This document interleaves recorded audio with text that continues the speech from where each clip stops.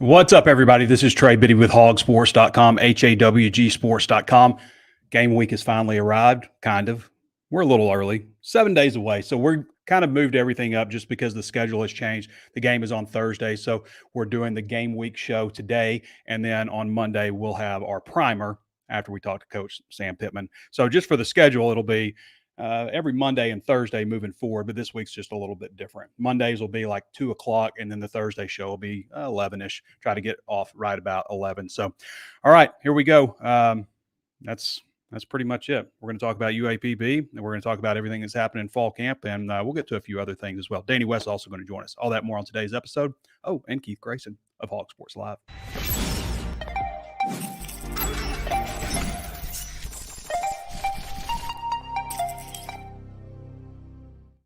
I knew I blew everybody's ears off the last time I ran that intro. That's the new intro, but I didn't tone the volume down after I got it back from the guys that created it. So, that's what it is.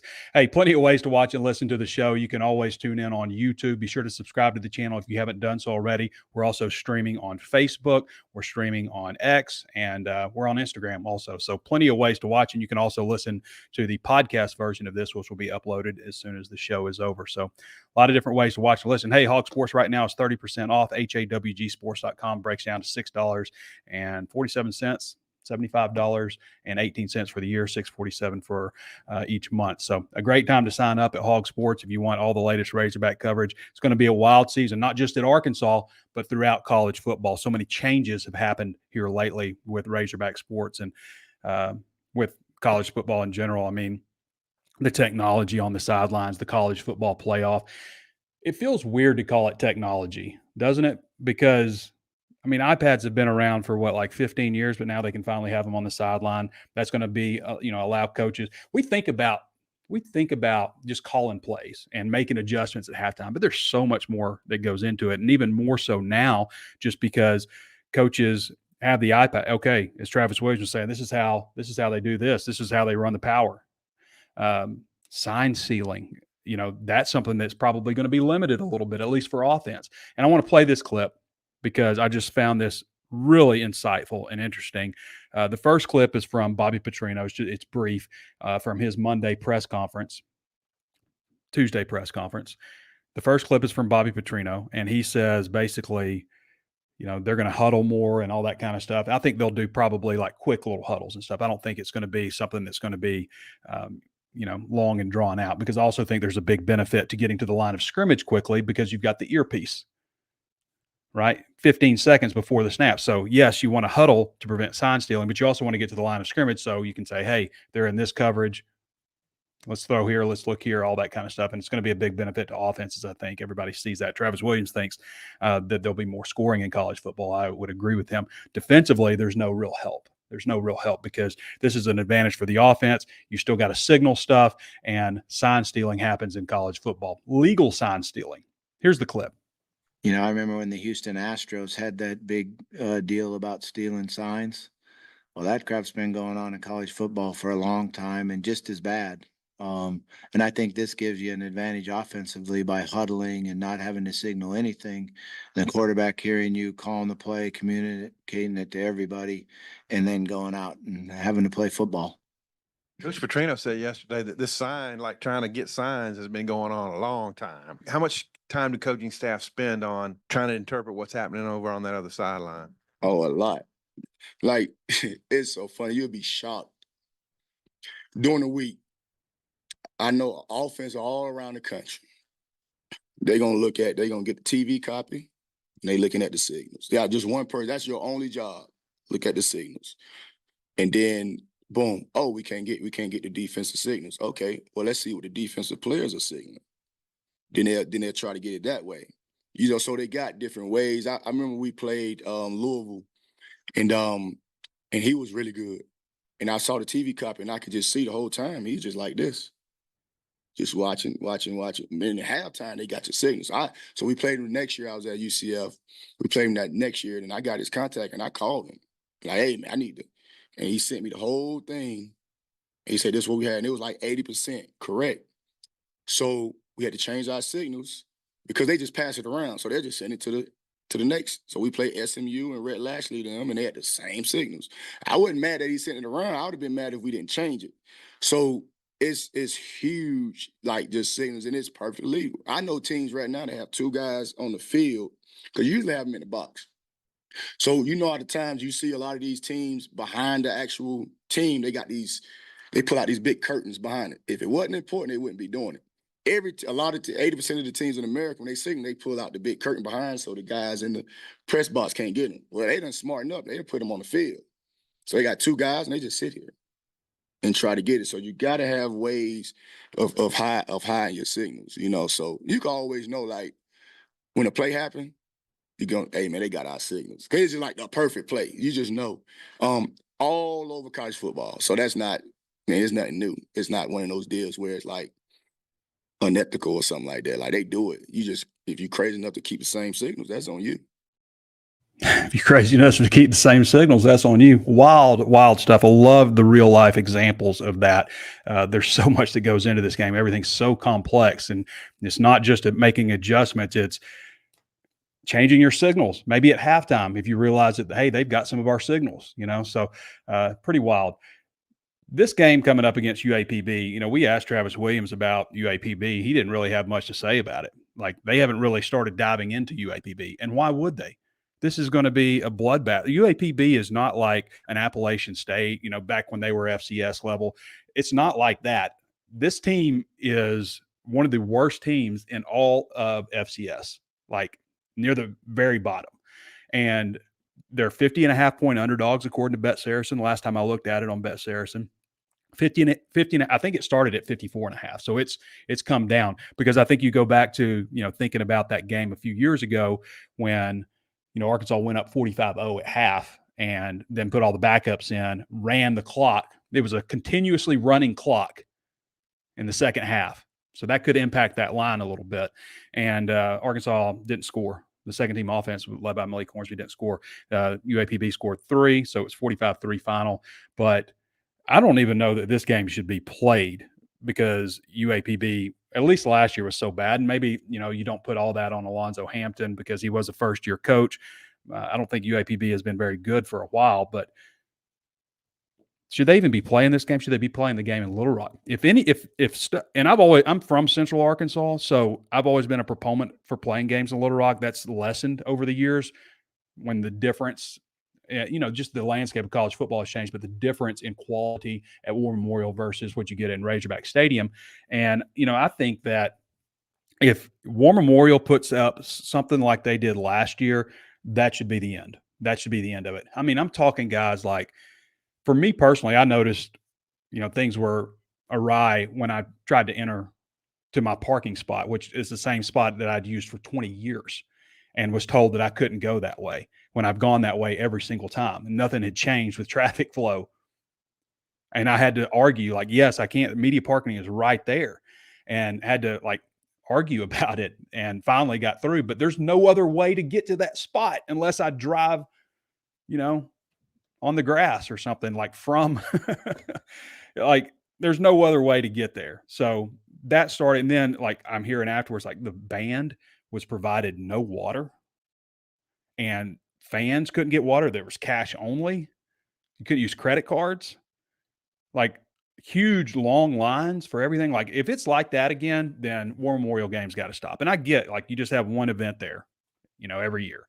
And it's hard to put it together. I get it. But, like, got to do better than that. This is major college football, at least half major college football. So don't know a whole lot about UAPB. I'll say this for our season predictions. They're not that pretty. Last year, we were probably a little overzealous. I think we've learned a little bit more about what college football teams are made of now, especially middle, lower tier of the SEC. As I've said several times, teams are just built differently. So just because you look out there and say, man, Arkansas looks pretty good, it doesn't mean that all the other teams. Now, at the same time, I've said it wouldn't surprise me to see this team have some success, to build some momentum. Hey, Arkansas has built their team through the transfer portal too. They've got a lot of veterans and experience. So it's going to be a lot of close games, and Arkansas has to do better than 1-5. But my grandmother, I remember she used to tell my sisters, if you look in the mirror and you think you have the perfect amount of jewelry on, take something off. Take one thing off. And That's probably right. Maybe from a mindset, a biased mindset from me looking out there and going, I want to pick them to go to a bowl game. And that's kind of what I was thinking. And I went back and I thought about that. I was like, I need to take off a piece of jewelry. So I've got them going 5-7 this year. Connor Goodson on our side also has them 5-7. Danny West has them going 6-6. Danny has them going to the bowl game. So hope that's not right. Hope that's wrong. But I have pulled myself back from trying to get overzealous like I was last year, because it was a good looking team last year too. I mean, nobody who knew that Rocket Sanders was going to, just be injured all season and, play overweight, and KJ was going to have the year that he had, and the offensive line was going to be as horrendous as they were. It's inexcusable that they were that bad last year. Inexcusable. But at the same time, I think about if they can take what they put together on defense last year and move it to this year, which defenses, as we talked about, probably going to be worse this year across college football because of the earpiece. It's going to be an advantage for offense. Even though defense gets one, they may not even use it some games, depending on how teams operate. So that's going to be an advantage. But if they can take the defense from last year and they can rekindle what they had with Kendall Briles in the form of Bobby Petrino offense for this year, then maybe that they could have something. And I've talked about the close games that they had on the road last year. You're telling me they can't go to Stillwater if they can go win in the Swamp or play Alabama to 3 points, So, and I think overall they've got a better team, but we don't know like some of the things that could happen. I do feel I am buying that they have a good bond, a strong bond. It's not a long-term bond. It's not something that's built when they were like 18 years. There's a lot of guys that from the transfer portal, over 30 new players on this team. And a lot of them are major contributors. So I'm not going to go over like every single game on here, but just a few. Obviously, the Tennessee game sticks out. I think it's insane that you've got back, your first 2 SEC games are on the road. Really your first, it's your first 2. Your first 2. No team should have to deal with that. And Arkansas is not the home team against Texas A&M. They are the away team, right? So when they were scheduled that, it was like away game at Auburn, away game at Texas A&M. So it wasn't like they were, the home team at Texas A&M. The only other team, Texas A&M is doing the same thing, but they are the home team in Arlington, and that's the choice that Arkansas and Texas A&M made years ago, and it's not been beneficial, especially for Arkansas. Tennessee is the other team that has to play their first 2 games on the road. The second one is Arkansas in Fayetteville. However, they get a bye week. It's Oklahoma and Norman, I believe, bye week, and then Arkansas.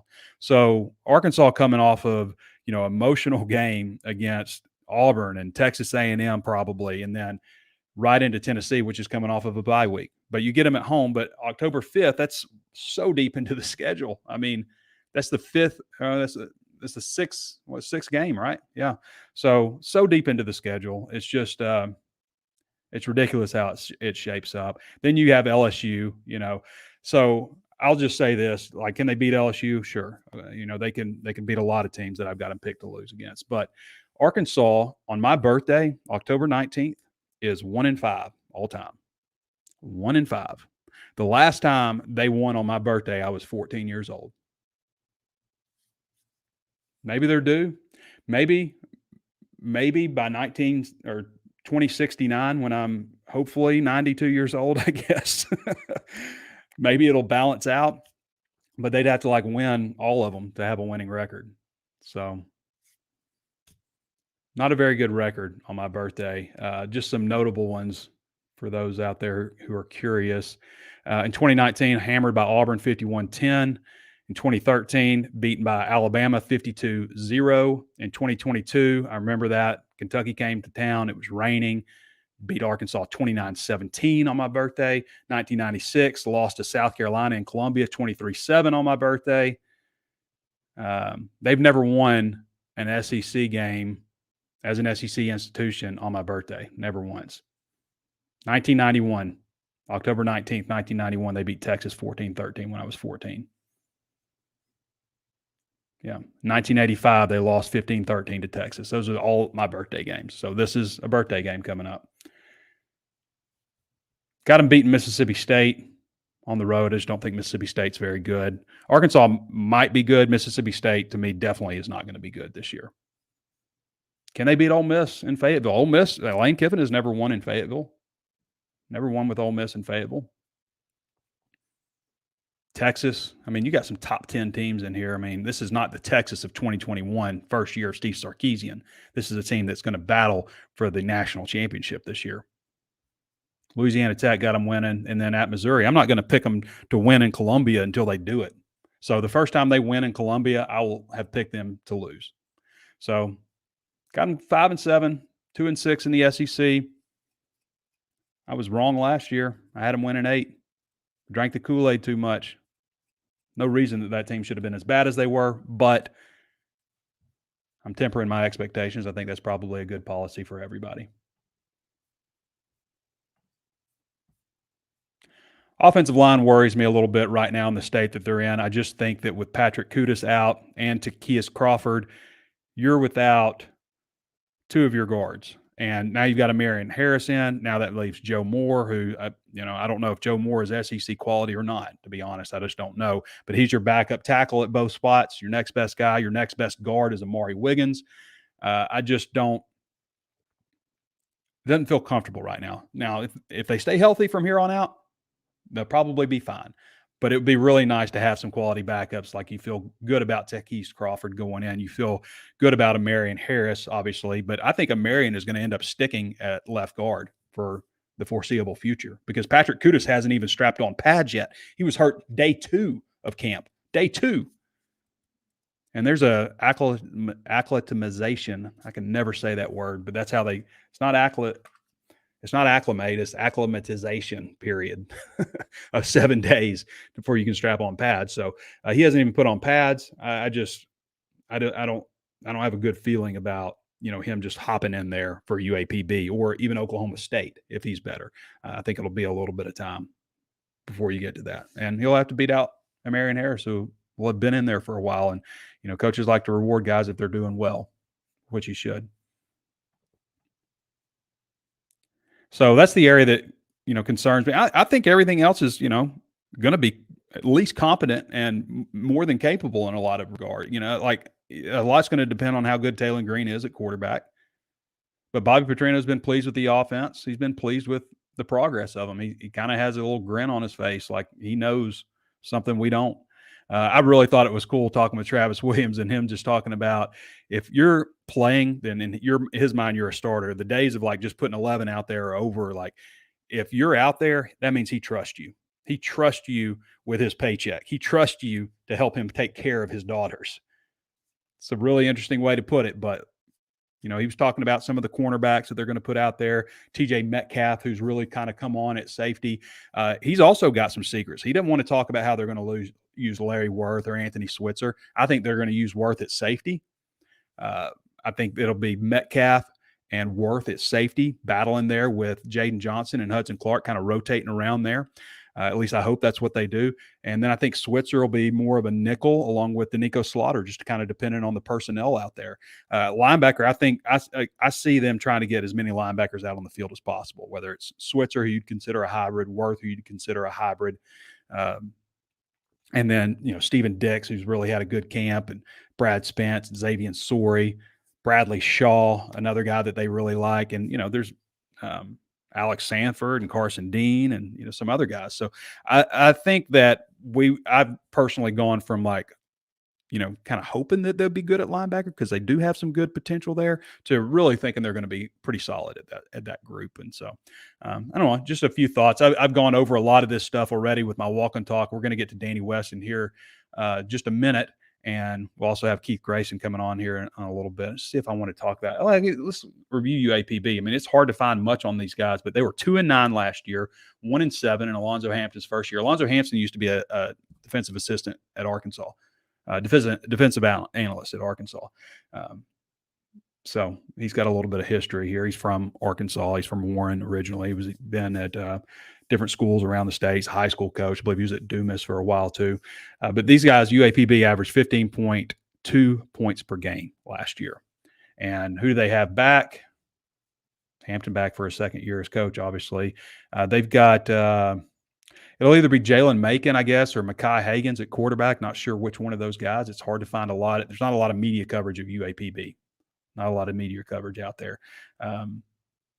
Let's see, top receiver. I believe is going to be Damon Dawkins, who was their second receiver last year, second leading receiver, 24 catches, 199 yards. And I'm not sure at running back. I'm not sure who they've got back. I believe it's the websites, like you would expect, Johnnis Davis last year. What did he put up?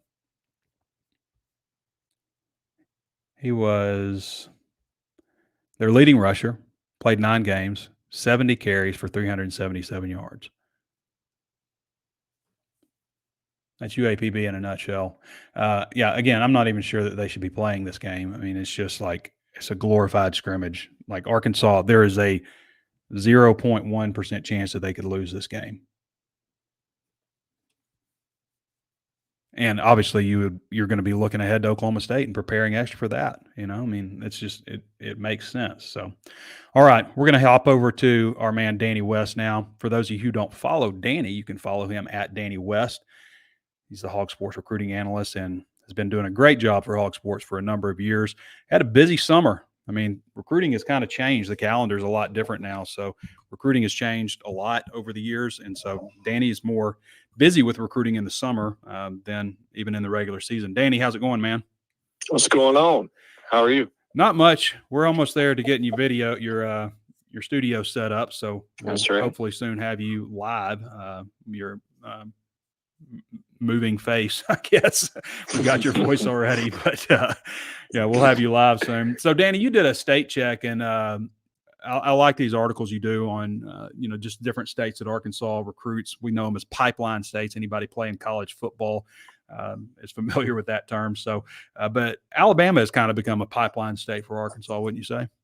A little bit. I mean, it's on the uptick for sure over the last few years. I think it's interesting, Trey. I try to update these things twice a year, the state checks, because it's constantly, the data changes throughout the year. But yeah, I think it's always fun to look at some of these states, especially right now with Alabama and Mississippi. You could throw Georgia in there as well. Arkansas is kind of always going into Georgia, but specifically Alabama and Mississippi, we haven't seen Arkansas jump in there the way they have over the last 2-3 cycles. So I think it's been interesting, just seeing the overall offers going up every single year. You think about it, in 2018, as Chad Morris, obviously 2019 as well, they offered a total of 12 guys in Alabama. And this past year's class, they offered 33. So just, it's not, I kind of nerd out on some of the numbers sometimes. I think some people enjoy it, so I'm going to keep doing it. But yeah, it's been interesting. Alabama, especially, everybody, of course, thinks about what they did last year, Brad Shaw, getting him out of there. But you also forget Kavion Henderson, KJ Jackson. Looks like Tevis Metcalf's following in Big Brother's footsteps, also going to be a pretty good player here for Arkansas. So they're getting some quality. And that's probably, if you ask me in a nutshell, when we look back at some point over Sam Pittman's tenure, what was one of the main key points of how he recruited? It was getting into those SEC Bible Belt states that, traditionally Arkansas has kind of stayed out of and kind of just assumed that we're not going to get those guys anyway. I prefer it this way. Go in there and throw your hat in there and see what you can get. And lo and behold, they're pulling out guys like Shaw and Tavion Wallace, Reginald Vaughn. So I say keep at it. Danny, they've got 21 commitments in the class. Do you see them? I mean, it's always moving. There's probably decommitments on the way, just like every year and things like that. But you see this as about the number that they're probably going to stick with, or is there anybody else on the horizon we need to keep our eye on? Yeah, a couple of JUCO guys you're still waiting on. Zay Hardy, obviously the number one JUCO target in the country, defensive end out of East Mississippi Community College, obviously a powerhouse down there. Been on Last Chance U and whatnot. And his teammate, Rashad Bradley, another defensive end. Both of those guys visited together in June, so still kind of keeping an eye on things there. Got an announcement coming Saturday from a defensive back target down in Ruston, Louisiana. He's a high school player. Aiden Andy is a 2025 corner out of Ruston. As I said, he's down to Arkansas, LSU, and Texas. I just got through telling you he's a defensive back from Louisiana, and LSU wants him. So you can probably make some assumptions based on that, but Mhm. I wouldn't get my hopes up. I will tell you though, Trey, there seems to be a little bit of confidence there, probably a little more optimism than I probably would have expected on this one. But again, history tells us overwhelmingly he's probably going to LSU or Texas would be my guess. Danny, you think this team's going to a bowl game? I do. I'm drinking the Kool-Aid a little bit. I just feel like I'll tell you straight up. I picked the Oklahoma State game. I'm just not blown away by Oklahoma State, Trey. I'm not. Take nothing away from them. It's tough to play for any type of conference championship, and I just think I'm not trying to throw any bulletin board material for them out there, but just feel like I wasn't overly impressed by that winning streak they went on last year. It's tough to overlook some of those early games like Iowa State, South Alabama, UCF right there in the middle of it, complete, just melded in type games. You can't overlook those either. And, I look at what they have bringing back. Yeah, it's experience, but, they were fourth in defending the pass. They 18-16 ratio in the passing game. They were 11th in the red zone defense, 11th in stopping third downs in the Big 12. Just not a ton of categories that blow you away. I think they were good on special teams. They were good in the penalty department. And even with that touchdown interception ratio, they found a way to end up in the positive side in turnover margin. That's it. Nothing else blows you away. We could talk about the Heisman guy, Ollie Gordon, take nothing away from him. But, that rushing game didn't blow you away either. They finished 9th in the conference over there. So I just feel like Arkansas's defensive front, and I've heard you talk about the linebackers being better than expected. I'm going to tend to believe that, and I think the defensive front can slow down Ollie Gordon in that rushing attack. And man, I just feel like if you make them play left-handed, like we know T. Will likes to do, you put it in the air. I feel like the secondary can make enough plays, and they've been susceptible to the big play in the secondary over there too. So I feel like Bobby can draw it up, and Broden and Armstrong and Satania maybe take the top off a little bit. So yeah, that's really the one that I went with, and maybe y'all didn't, but I'm rolling with it, man. I don't disagree. I'm not in love with Oklahoma State. Yeah, I mean, I don't disagree that they have a chance to win there, as I pointed out before. I mean, they can go either way. They played better on the road last year. Maybe it's a blessing than they did at home. I mean, they played so bad at home, starting with Kent State, just BYU, Mississippi State. I mean, just not very Auburn, Missouri. I mean, FIU, they played pretty well, I guess. It was like 40-something to 20. But now do the same breakdown, Danny, for UAPB. What do you like about this here? Yeah, I've been watching film all morning. Dude, it's hard to find any information on those guys. Yeah, I know it. I'm just going to assume what we've heard is true. And typically it is on a team like that. No disrespect to them. That's my part of the country too. I try to pull for the Golden Lions, but yeah, they're down right now. It just seems like they're really, really down. Yeah, you and I both, hometown would be not too far from Pine Bluff. I'm from Sheridan, obviously.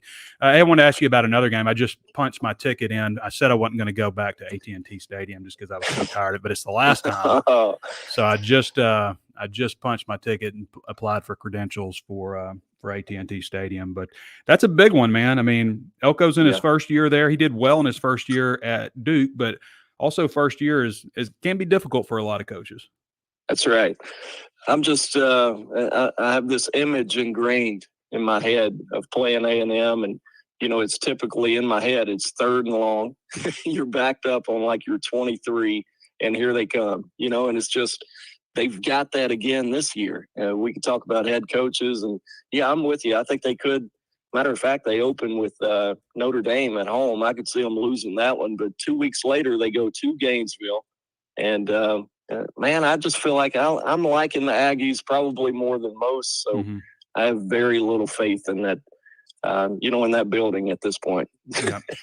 Yeah. All right, Danny. Anything else we need to look forward to? No, man. It's August. It's database season. Just updating profiles, trying to get everything squared away. All right, brother. Appreciate you hopping on. You got it. All right, everybody. That's Danny West. Again, you can follow Danny at Danny West 24/7 on HawgSports.com. Does a great job for us. Hey, we haven't had Keith Grayson on. August is kind of a weird month because with the schedule with camp, I don't know if I've done any studio shows, maybe since early in August. I've done walk and talks instead, just because I don't want to say convenient. It's just, it works out way better. So, we're going to have Keith Grayson on. We haven't had Keith in a while. Keith is out in Arizona. He's the former founder and president, disgraced former founder and president of the Arizona Razorback Club. And, I guess he's not the former founder. He's always going to be the founder, right? And, does a lot of different things. I think Keith is out of coaching now. He was coaching high school ball in Arizona, and I think he's just kind of sticking to the real estate game. What's up, buddy? Hey, brother. How you doing? It's been a minute. It has been a minute. I've just, we haven't even talked aside from like just text and your occasional digs on me on the message board. I thought that you took my past 15 episodes where I said I didn't want to be on the show anymore seriously, or maybe I'm catching some flack from Danny's telling you that I'm sharing his cell phone number with recruits' parents. Oh, is that right? That's yeah, that can be problematic. Yeah. Hey, man, we love having you on the show, Keith. First of all, even though you made the comment that I have aged rapidly in my last walk and talk video. No, I'm just joking with you. You have like this serum thing that you use, and you're probably doing some sort of like Botox deal, and there's all sorts of. You think I'm? Look at this forehead. You definitely have that American. You had that American Psycho routine in the morning for your face. there's nobody there. Yeah. No, you look good. I will say that my picture that you use on here looks nothing like me. My face looks more like that pig and that was probably the peak of my existence, is the photo that you use on this. You look like Danny McBride's more handsome younger brother in this photo. A little bit. I'll take it. Keith, fan perspective, what do you think about this team this year? It's a difficult one because I think we got a little bit overzealous last year about what this team could do. I know I did, picking them to win 8 games, and Danny, who we just had on, picking them to win 9. I've gone 5. I pulled back. I wanted to do 6, but I pulled back a little bit and did 5 wins, and Danny did 6. What are you thinking? Well, you're always wrong about the season, so yeah, I've been wrong a lot lately. I used to always nail it, and then since the transfer portal popped up, I've not been very good. Well, I guess my kind of like, so I go into every season preparing in a way as a fan, is I go back and watch all the wins, a full game, and then I'll watch the War Machine stuff of the highlights of all the wins. And so this year I went back because we didn't have any available on YouTube. And so I went back and I watched all of your stuff from the date, from like kind of when Pittman was hired. Oh yeah. And how your reaction of the hire went. Yeah. And apparently I've been in some sort of like fever dream state. I don't remember coming on and talking about this with Joe Nichols, but apparently we had a 3-way call with that, or some people call it a conference call. But anyway, I kind of like seeing like how we arrived at this point. What has gone on to get here, and then kind of with that where it's going to go. And I don't know. I mean, the schedule's pretty brutal, but at the same time, like Ole Miss won a bunch of games last year and they had a hard time putting us away. And then we get them at home. Maybe it's some of these teams may be a house of cards, Tennessee. I like Heupel, but maybe they lay an egg or something. They're due for one of those every year. And they're not setting the world on fire. So all these people like saying that somebody's going to collapse. Yeah, absolutely. Yeah, and we're being overlooked nationally, and I think the coaches and I think they're genuine, the fact that they like everything in the room. I want to see what with the players. I want to see what Petrino does with the quarterback. I think if you go back, and I did watch the spring game probably 30 times, and there's nothing there to really gain from that. But I do, if you look at that first series where Taylor Green probably scores 2 touchdowns and they blow the whistle early on keeping it. I kind of, had a brief explanation on your side. Is I kind of foresee this season going as the quarterback position goes. If he can stay healthy, I think he's going to keep us in games with his legs, and I think he's going to have to win it with his arm. And it's kind of like a reverse deal of what Petrino usually does. But if you go back and kind of look at his 2016, 2017 offense at Louisville, not comparing him to Lamar Jackson, just the style of play. If you see those pistol sets, and Oklahoma State had a really hard time with South Alabama's unbalanced stuff. There's a lot that rides on that game. I think the staff knows that. I think Oklahoma State knows that. I think Gundy knows that. So that's going to be a war. So I saw something come out. They were picked to win the Big 12. A lot rides on that game. I put some money where my mouth is. I bet on the over on the win total, and I bumped it up to 5.5. I know it's right at 4.5, but I like the odds better 5.5. So I'm hoping for my own benefit, a baseline of 6 wins and going up from there. I expect to go bowling. I don't think that's out of the question. Yeah. And I don't understand all the sentiment. And the thing is too, like, and not to knock our fans or the media, but they're wrong all the time. So if they think we suck, we're probably gonna be pretty good. You have these guys pegged at 4 wins last year, Keith? No, but I didn't have them winning the national title like you did. I mean, oh yeah, national. You guys running the table. Is that right? That's what I had. Keith Grayson joining us. You can follow him on Twitter. I'm not sure where to follow you on Twitter because I'm not. If you follow me on Twitter, I'm just telling everybody on Twitter, like I told Trey Biddy, to put your life savings into GameStop. That's all my Twitter is right now, is GameStop financial advice. Yeah, well, you don't have the 4th and 25 fund. You've moved that over to kind of Arkansas Edge stuff and let them handle things. They just plagiarized my idea, which is cool. I mean, I'm all for like doing a charity. I'm glad I could help. They should probably hire me if they want to get it off the ground.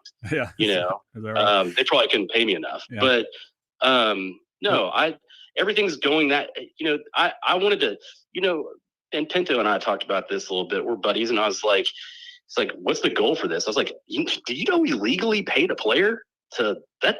Like, I'm growing up to where I did, where I'm watching Blue Chips as a kid. Like, we did that on the up and up. Like, it was above board. It's not like A&M or whatever. We're just paying them to pay them. Like, they had to perform something and give to and donate and raise money for a charity. And then and then looking back, everybody that we had on our, that we helped do that, they all transferred. So that's kind of the current climate. And it's a little frustrating doing stuff like that. But if you look at it from the other perspective, we got like 40 kids Christmas presents in North Little Rock. Like that's crazy. Layden Blocker did that, So I mean, we did some cool stuff with it. And then I just passed the torch on. I don't hear those stories coming out of the Edge, but maybe they can tell us what charities they're providing for. Yeah, well, they've changed some things up. I actually met with those guys last week and had some conversation. They've got some really cool ideas that they're coming up with. I think it's kind of a big misconception is that like John Tyson's got this. He's not doing the NIL thing like people. They're not good just with Tyson or big money. They need people to donate. There's no question about that to get this thing going, and you have to be proactive with it. Keith, well, if you don't have anything else, I really appreciate you joining us. You got any other words of wisdom? By the way, you can't follow. Well, it's a quick show. What else you want to talk about? It's football season. Are you not like how are you going into this? Like, are you not excited to see like sheer violence? Like, I want to see Metcalf, like his head, like just absolutely obliterate somebody. Like his helmet's going to fly off every time he touches somebody. I'm as anxious for this football season as I've ever been, just because there's so many unknowns and so many changes. Everything from having iPads on the sideline to the quarterback earpiece, how that's going to affect things. The college football playoff, the idea that just because you lose a couple of games, you're not out of it anymore. You're not out of it. And yeah, I mean, with so many new faces, Taylon Green, it feels like KJ Jefferson was here forever, and now Taylon Green, and then Jaquindon Jackson, and a new offensive line. The thing that worries me, though, Keith, about the offensive line is, first of all, depth. If there's another injury, I worry about that. But also the fact that they brought in 3 guys from the transfer portal in the early window: Keyshawn Blackstock, Addison Nichols, and Fernando Carmona. And those guys are hands down starters. Like, nobody's pushing them. Nobody's challenging them. It's just, those are the guys. And everybody knows they were the guys when they came in. And to me, I would feel a little bit better about it if I knew there was a little bit more competition up front on the offensive line. And also I would ask, behind those guys, where are the future starters? I know you can go to the transfer portal and add in the future, but like, why isn't there a bunch of like the next guys up back in? So then what the hell is all the talk with Mateos and Williams about rotating 5 linebackers and 9 offensive linemen throughout the game. Well, Keep everybody I think happy, some of because that there's was no maybe talent. under the idea. Well, this is before Crawford was hurt, and Crawford may be back out there. And if he is, that's a huge help. And maybe the idea that Kudus will be back eventually too. But that's also, and I love Mateos. I think he was a great addition for this offensive line room. I can tell the way the guys talk about each other, the way they talk about him, the way he coaches out there, much needed. And hey, I'll say this too. Sam Pittman said when he got here that they wanted to sign 4 offensive linemen out of the high school ranks in every single class, and they have not done it one time.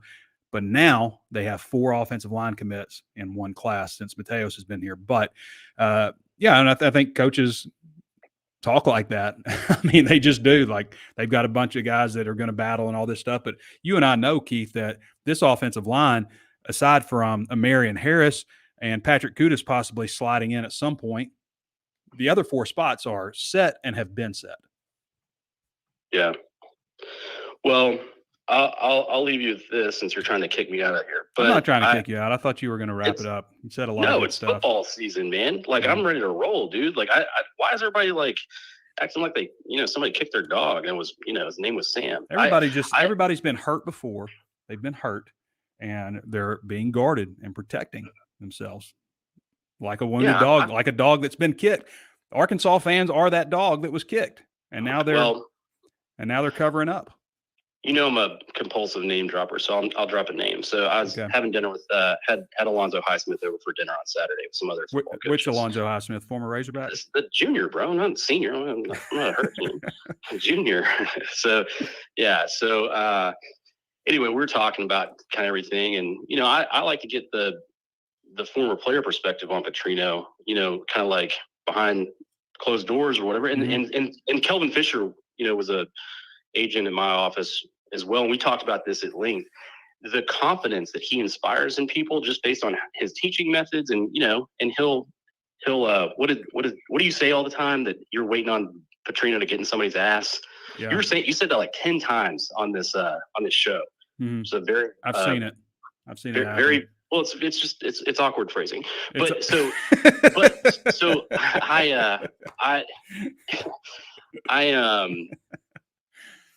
sorry. So I was talking to Alonzo about this going into the season, kind of his expectations. He's like, listen, and he doesn't know Pittman that well, but we do, you and I do. And so you interviewed Pittman when he was hired as an offensive line coach originally at that golf tournament. And there's one, this is years ago.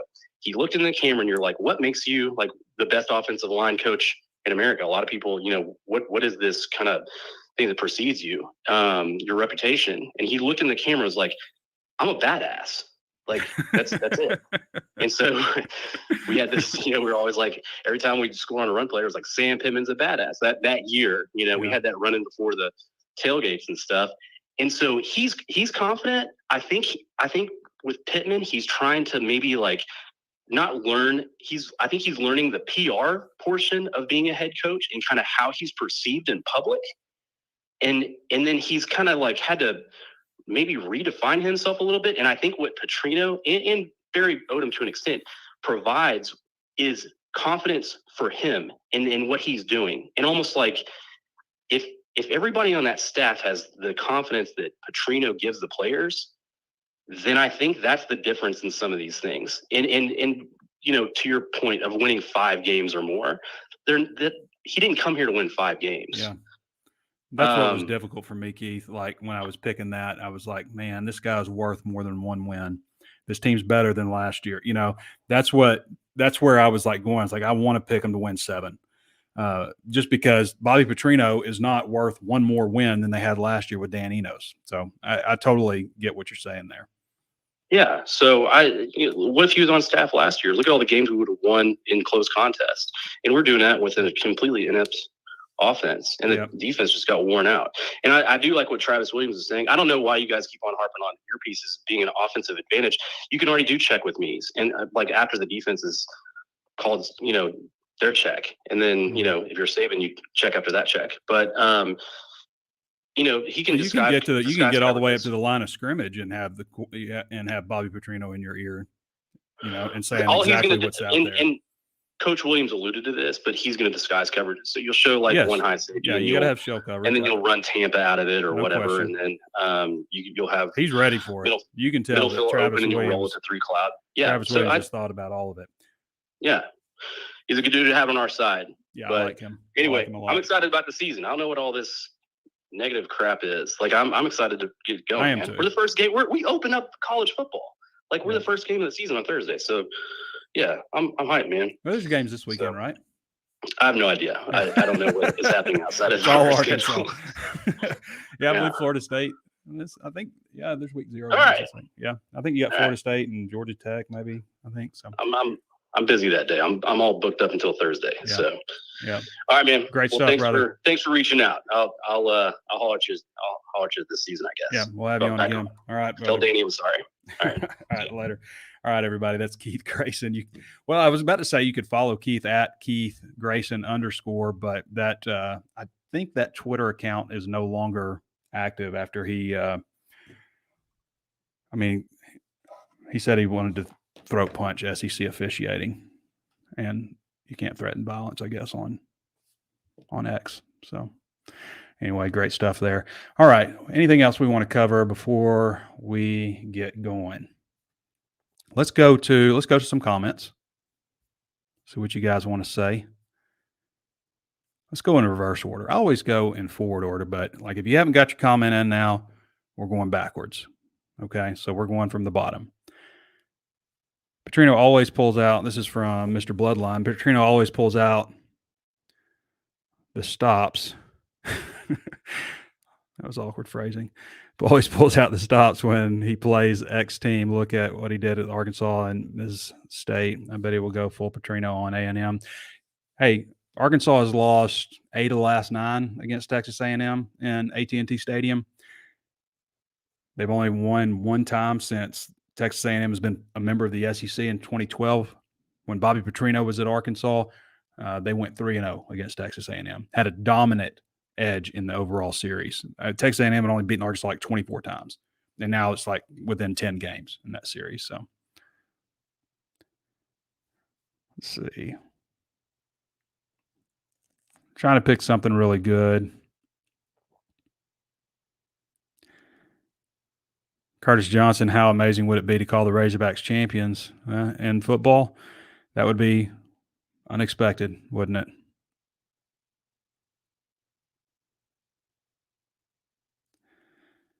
Stephen Boren likes Keith Grayson. Don't overstay your welcome, Keith, but love what you say. You need to stay, but love you, but stay what you – come again, is basically what he's saying. Any questions? Got a lot of comments, which I love. I love the comments. Appreciate all that. In the pod with J-Rod says, if you think Sam is letting Bobby run the offense, especially knowing Petrino is calling the offense from the sidelines, you haven't been paying attention. If you don't think Sam is letting, oh yeah, he's absolutely. This is, I mean, I can see in practice, guys, this is exactly what's going on.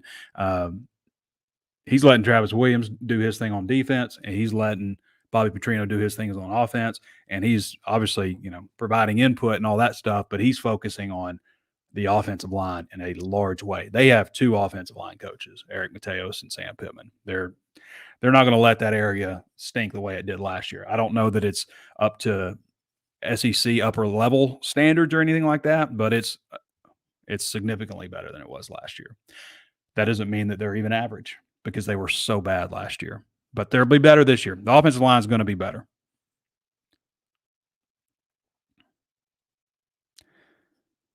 Mr. Bloodline says Texas got embarrassed in 2021, so they're coming in looking for redemption. That's going to be a tough game. It absolutely is. That's not the same Texas team. We all know that. Mr. TW, who is to say Sam won't? Well, that's a comment. Maybe I shouldn't have gone backwards because we got replies. I don't see any great questions. I see. Let me talk. I'm going to start from the top then.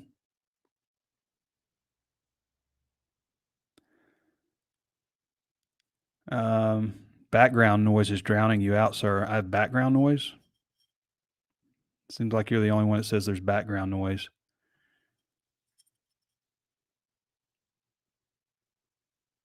Everybody going to Oklahoma State in a couple weeks? I'll be there. Are you going? Are you getting up and driving at 11 a.m.? I might do a stopover in Tulsa since it's just about an hour away. Just kind of break it up a little bit, especially since I'll be coming all the way back. So maybe do 2 hours to Tulsa, an hour to Stillwater, and then do the 3 hours or so back to Fayetteville that night or after the game. Okay. Here's a question. First question I could find in all the comments, and I appreciate the comments. I do. Will Bonham says, "Hey Trey, what are your top 3 favorite Razorback football memories?" Favorite memories.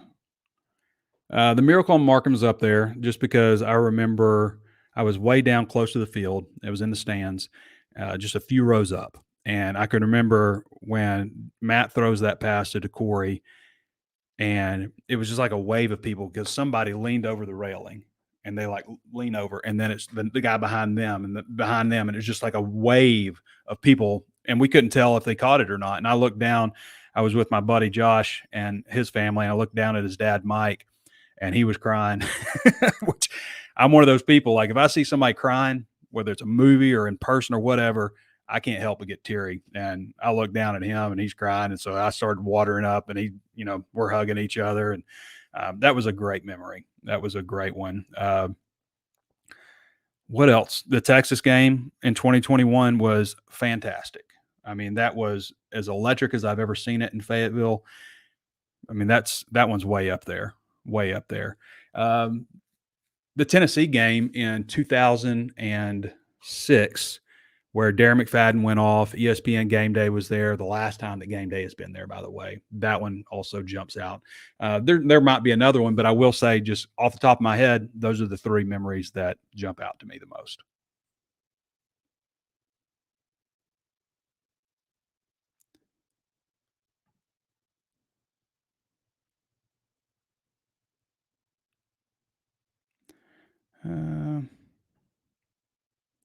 Questions. All right, we might wrap it up if we don't have any more questions.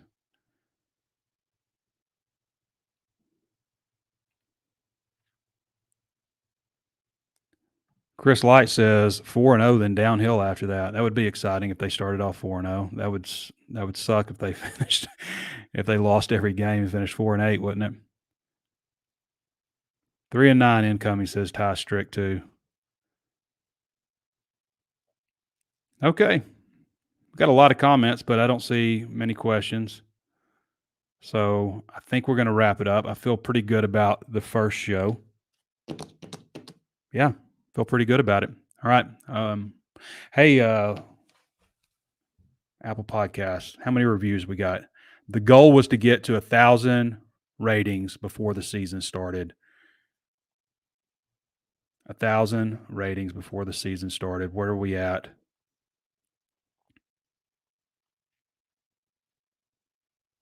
We're got to be close. We're at 982. Guys, if you haven't left a rating on Apple Podcasts, throw us a rating. Just take a quick moment and pop on there and do it. I don't know that my OCD can handle setting that goal and not reaching it by kickoff. And we got 7 days to do it. 982 ratings. We're a 4.9. Hey, I'd rather if you're going to give us a 5-star review, I'd appreciate that. But a lot of recent updates. No, there's not. There hasn't been one since July 2nd. I know there's more than 1,000 people that listen to this podcast. I see the numbers. So if you haven't taken a moment, leave us a 5-star review on Apple Podcasts. Get us to that 1,000 review mark. I don't know why it's important, but I need that number. So appreciate you helping me out there. All right, everybody. Thanks to Danny West for hopping on, giving the recruiting insight and a little bit about the game. Looking ahead, of course, to Oklahoma State. It's hard to look at this one too hard. And then Keith Grayson, his outlook on the overall season and his humor. We appreciate that always. And thanks to all you guys for joining us. Thanks to our subscribers. We couldn't do what we do without our subscribers. Like, this stuff's great. I appreciate everybody watching and stuff. But the job that I do is based on subscribers. I mean, that's the bottom line for us. So if you want the best of what we offer, go to HawgSports.com, HAWGsports.com. Sign up for 30% off right now. Part of the 24/7 Sports Network, one of the largest sites in the entire country. We certainly take a lot of pride in that. So join us at HawgSports. save a lot of money by doing it right now. So a discount of $44.22 for the year. All right, everybody. That's pretty much the show. We'll be back with you guys on Monday. It'll be 2:00-ish after Sam Pittman's press conference on Monday, which is the next time that we'll have an opportunity with him. No more media opportunities this week, so it'll get a little quiet here. All right, everybody. This has been Trey Biddy with HawgSports.com. We'll catch you next time.